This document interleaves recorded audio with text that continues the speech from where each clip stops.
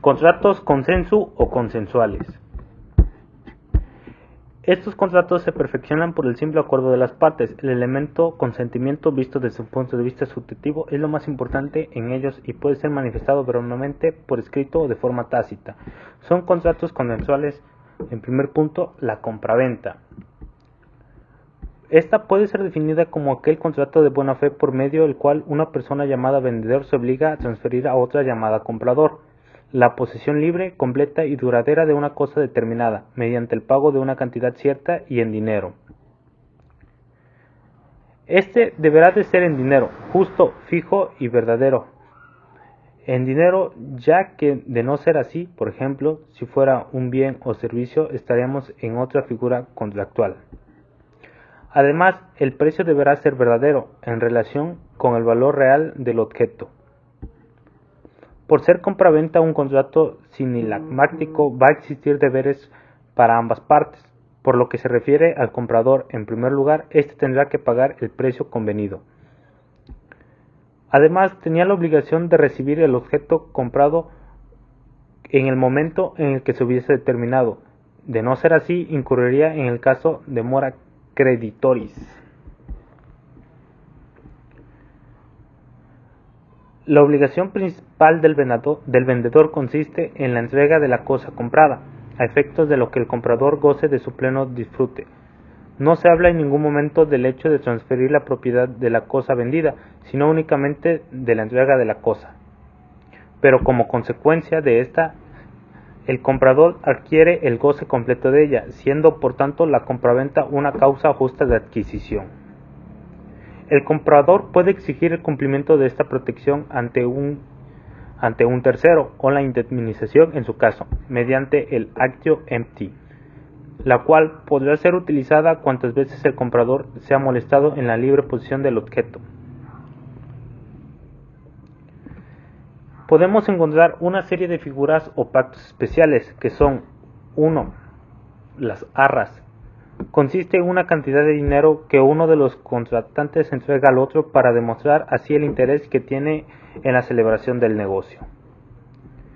La addiction in diem. Por este pacto se estipula que el vendedor podía reinscribir el contrato sin pena alguna, sin antes de determinada fecha se le ofrecía una mejor oportunidad de venta. El pactum dispensentiae. En él, el comprador podía reinscribir la compraventa dentro de un plazo determinado si el objeto no se le satisfacía por alguna justa causa. También el pactum de retroemendo. Mediante este pacto se permite al vendedor reservar el derecho de volver a comprar el objeto en un plazo determinado. Y por último, tenemos también la protimesis. Es el derecho de preferencia que tiene el vendedor de volver a comprar la cosa. Claro, si el comprador quisiera venderla. Y por último tenemos el pactum commissorium. Es aquel mediante el cual queda en suspenso los efectos del contrato hasta que se pague totalmente el precio establecido en el mismo. Los contratos consensu o consensuales también pueden ser del locatio conductio, que es un contrato sinilagmático y de buena fe, por el cual una persona se compromete a proporcionarle a otra el goce temporal de una cosa no consumible, o bien ejecutar en favor de ella un determinado trabajo mediante una retribución periódica y en dinero. La persona que se compromete a proporcionar la cosa o efectuar el trabajo se llama locador. El que paga el precio del alquiler se llama conductor.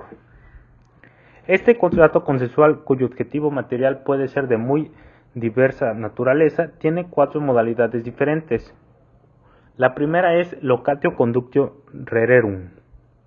Este contrato consensual liberal y de buena fe tiene el objeto material sobre el que puede recaer para siempre cosas no consumibles y que se encuentran en el mundo del comercio. Las obligaciones del locator pueden resumirse en los siguientes puntos: entregar la cosa arrendada, responder de daños y perjuicios, pagar las reparaciones necesarias, pagar la renta estipulada, servirse del objeto, devolver el objeto. El otro punto es aparcería. En lo que concierne a la parcería o arrendamiento de un predio rústico dentro del contrato locatio conductio, nos encontramos con la modalidad de que en ella el arrendamiento se transfiere a los herederos y además las consecuencias de una mala cosecha las sufrían ambas partes. Otra parte es locatio conductio operum. Esta figura corresponde al moderno contrato de trabajo y en Roma no tuvo una gran importancia. Como situación indispensable para su existencia, encontramos en él la dependencia económica y la dirección técnica. Y por último tenemos el locatio conductio operis. Equivale al contrato de obra, diferenciándose del locatio conductio operarum por el hecho de que el objeto en este contrato es la prestación de servicios y en locatio conductio operis es el resultado del trabajo. El mandato es también un contrato consensual, que lo podemos definir como el contrato en virtud del cual una persona, que le podemos denominar el mandante, le encarga a otra, que sería el mandatario, que realice determinado acto por cuenta y en interés de aquel.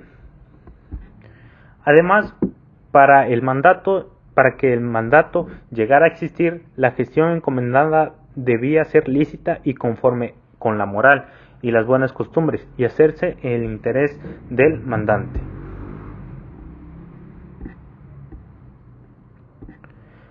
Para la reclamación judicial de los deberes mencionados, el mandante tenía el actio manditi directa y el mandatario el actio manditi contraria. La sociedad. Este es el último de los contratos consensuales. Además, es un contrato sinilagmático y de buena fe, por el cual dos o más personas llamadas socios se obligan recíprocamente a aportar bienes o trabajo para alcanzar un fin lícito de utilidad común. Para que se perfeccione el contrato es necesario que se reúnan los siguientes requisitos. Bueno, algunos requisitos. Como primera instancia tenemos las partes que se deben manifestar expresamente su intención. Asimismo, las partes deben hacer aportaciones recíprocas y el objeto de la sociedad debe ser de interés común y lícito. Contratos indominados. Los contratos indominados aparecieron con el reconocimiento de determinadas convenciones que no figuraban en la lista tradicional de los contratos. Son figuras que se apartan de los contratos típicos del derecho clásico y que, en atención a la naturaleza de la prestación y contraprestación, se agrupan en 4 clases distintas. La primera, do ut des, que es doy para que des, o do ut facies, doy para que hagas. La tercera, facio ut des, hago para que des. Y en la última, facio ut facias, hago para que hagas. Este se divide en permuta, que es un contrato por el cual un contratante transfería al otro la propiedad de una cosa para que éste le transfiriera la propiedad de otra. El otro es aestimatum, que se traduce como a contrato estimatario. Este es un contrato por el cual el propietario de una cosa, después de evaluarla o estimarla, le entrega a otra persona con el fin de que la vendiera y la entregara en un precio. Después tenemos al precario. Una persona, a petición de otra, le concedía el uso de una cosa para que le devolviera en un momento en el que se le reclamara. Por último tenemos a la transacción, que son las partes haciéndose concesiones recíprocas. Estas terminaban en controversia presente o evitaban una futura. Las transacciones debían reunir los siguientes requisitos. Primero, que existiera un derecho incierto y segundo, que hubiera concesiones recíprocas. Los contratos innominados se perfeccionaban cuando cualquiera de las partes cumplía con su prestación. Las partes que incumplieran primero con la prestación convenida tenían a su favor la actio paestriptis verbis. Ahora estudiaremos a los pactos. Los pactos son como una de las fuentes adicionales de las obligaciones, pues justamente después de los contratos, por su semejanza con esta figura, los pactos son también convenciones, es decir, acuerdos de voluntades, pero desprovistos de forma. Los pactos vestidos se dividen en pactos adyectos, que son aquellos que podían anexar a un contrato de buena fe al momento de su celebración para modificar sus efectos. Los pactos pretorios. Entre los pactos pretorios figuran los constitutum, que servían para formalizar una prórroga de contrato, el receptum agentium, que era el pacto mediante el cual un banquero se comprometía con su cliente, el receptum naturum, el receptum arbitri, pacto por el cual una persona aceptaba ser árbitro en un pleito. Por último tenemos a los pactos legítimos. Eran aquellos cuya obligatoriedad fue dada por constituciones imperiales y entre los que tenemos la promesa de dotar, el pacto de compromiso, por el cual se convenía someter eventualmente pleitos a las decisiones de uno o varios árbitros, y el más importante, de promesa de donar. Como ellos tenemos la donación, que se entiende a todo acto de liberalidad por el cual una persona, que es el donante, se empobrecía voluntariamente en favor de otra, que era el donatario. Pasamos a los delitos privados. Los delitos, como ya sabemos, son una de las 4 fuentes principales de las obligaciones, según Justiniano.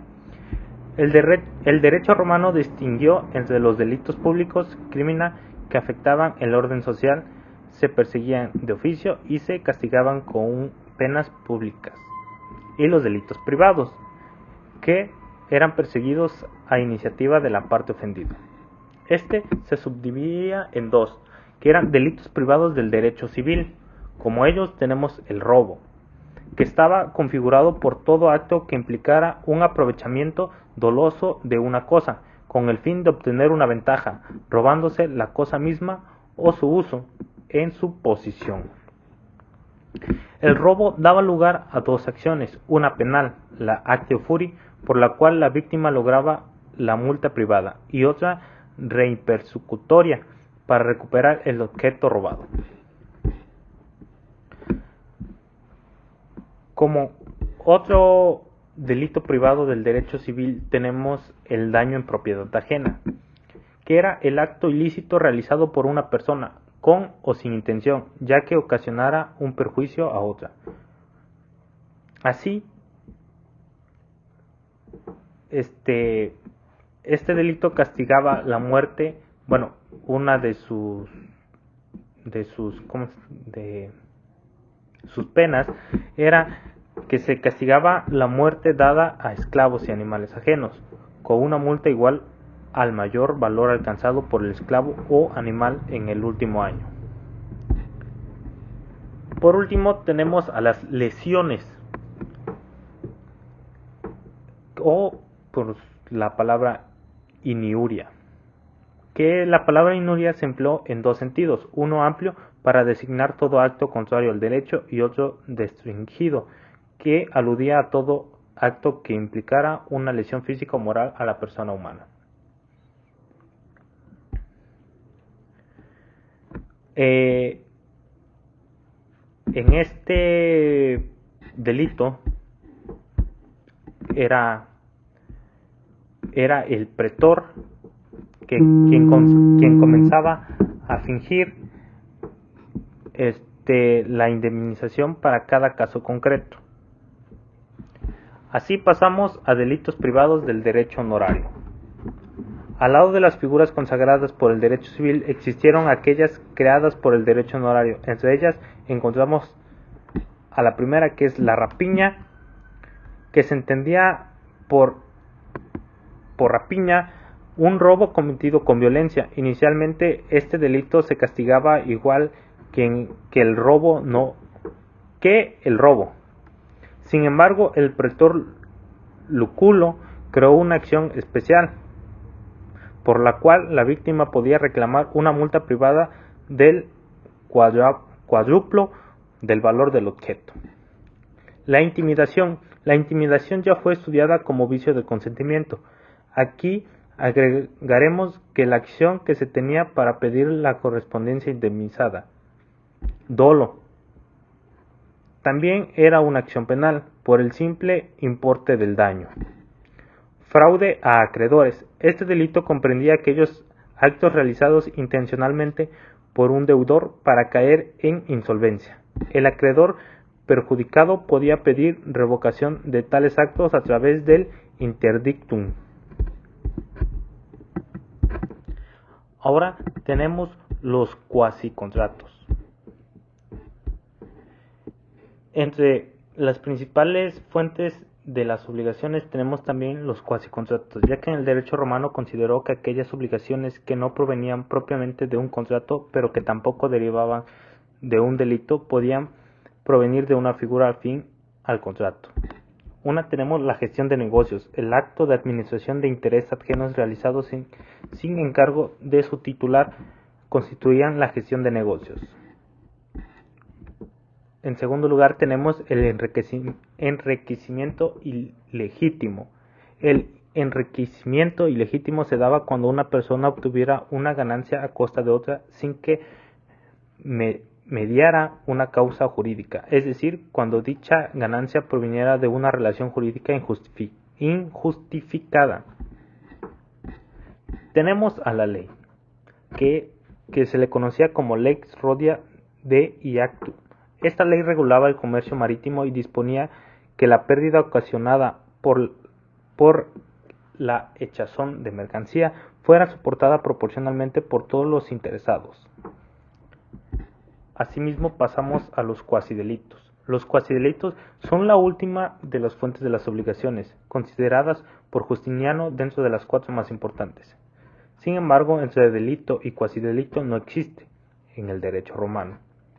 Las 4 figuras de cuasidelito mencionadas en el Corpus Iuris son las siguientes. 1. Torpeza o deshonestidad judicial.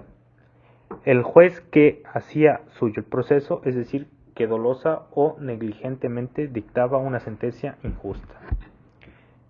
Effusum et deiuntum. El habitante de una casa desde la cual se arrojaba algo a la vía pública ocasionando un daño, respondía por el doble del valor de éste. Positum et suspensum. También era responsable el habitante de una casa que colocara o suspendiera algún objeto que con su caída pudiera causar un daño. Por último tenemos la responsabilidad de navieros, responsabilidad y dueños de establos. Al estudiar los pactos vimos que por uno de los receptum las citadas personas le hacían responsables por los objetos dejados bajo su custodia, pero si sus dependientes cometían robos o daños también quedaban obligados.